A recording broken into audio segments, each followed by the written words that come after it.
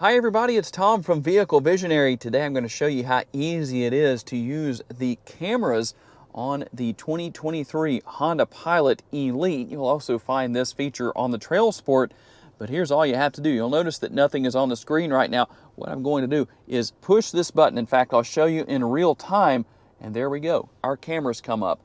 And here's what happens. You have a couple of different views, as you can see, so we're just going to select the appropriate view. You obviously have the overhead view as well. And then we'll go right here and show you our different views from the cameras.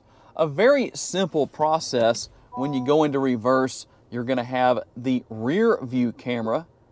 And as you can see right there, again, we're just changing angles is all we're doing. It makes everything very simple. Now, there is one more thing that I want to show you, and that is the fact that see, we have the front camera up.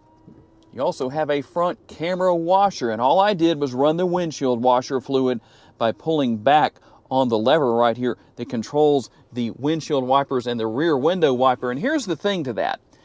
That happens every time you run the windshield washer fluid, as I did right there. You don't have to have the camera up on the screen to do that.